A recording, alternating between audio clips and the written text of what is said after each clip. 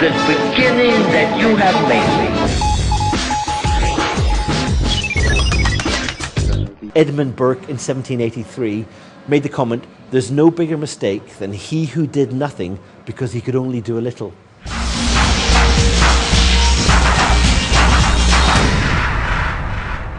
10 years ago, I got a call offering me the opportunity to host a new engineering game show for Channel 4. Sounds like fun, I thought, and I was right. We shot a series and it was fun. And then I thought, no, it'll never catch on.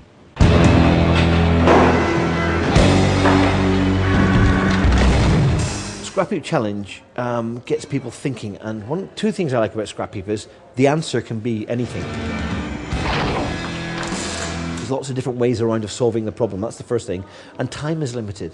And those two things together means you've got, you can come up with any answer, but you've got a certain amount of time, and you are limited by the scrap heap. Yeah! Another thing that I love the competition. I love the desire to win. On your marks, get set, go!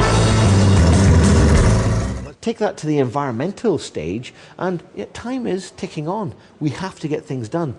We have the advantage of living in 2009 with all the technology and the know-how behind us. We can solve the problems.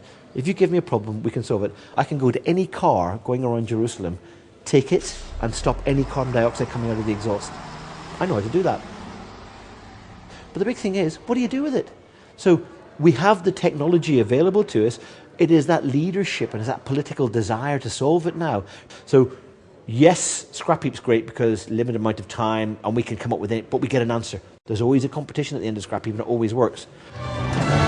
Yes! On the environmental stage, we have the ability to come up with answers. Slight difficulty there. It's not a competition and you have to sort of convince people to do anything. People don't like being told what they have to do. But that's, I'm afraid, that's a political question. It's a political thing to get across. That's the difference. I don't think I ever planned to become a telly-tart. My history is, I've had 3 careers, which isn't normal. So I've actually done the army, done industry, and as a troubleshooter, and then back into television now. I was working in television, I don't know what you think, but you spend a lot of time resting. Which is unemployed. Don't say that. Don't say that. I was unemployed. Don't reveal this secret. No, it's called unemployed, actually. But so we decided we would move home so we could live the greener lifestyle. I'd have a bigger garden, I'd have a workshop and places to actually do some inventing and spend more time working when I wasn't in television. When the BBC discovered this, they hadn't found a mechanism of doing an environmental or a green series, so they followed us. And in our first 6 months, we went into a house with holes in the roof, water leaking in the sitting room, no kitchen, a hole in the floor where the kitchen cellar should be, just masses of... In fact, when we turned up, we had one outside tap, no toilets, no showers, no water, no electricity. The BBC had to live with us. We didn't want the camera crews living in a hotel and then coming to visit us and judging us. So they lived with us, which meant they got to know us and understood what we were doing. And I think we did more quickly because television was with us. Having said that, it was stuff we would have done anyway. So television hasn't driven us. If anything, we call the agenda for what happens on television, which is part of our control. One of the issues that we found when we started to try and live our greener lifestyle was, where do you get the facts from? Who do you believe? Because you want to make a decision to buy a solar panel or to insulate your loft, you have to trust somebody to give you information. And trust is in short supply in the commercial world because people want to make a profit from you and sell you things. So finding information was difficult. That's where the media can come into it. And what you have to do is you have to sort of fire people's imaginations.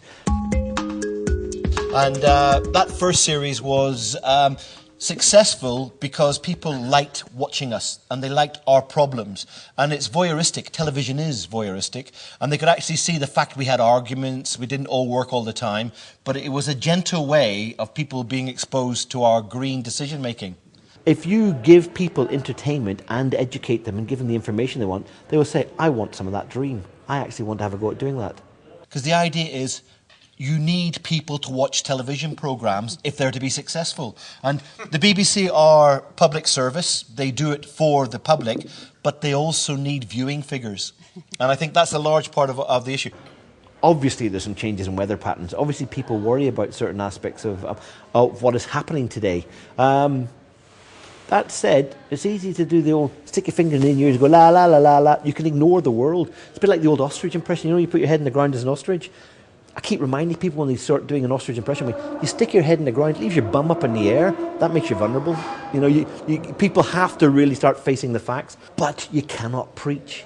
Because if we start sort of saying the end is nigh, it's the end of the world, it's all happening because you're driving that car, yeah? You get to the stage where you go, I don't know what phrase I'm allowed to use here, drat.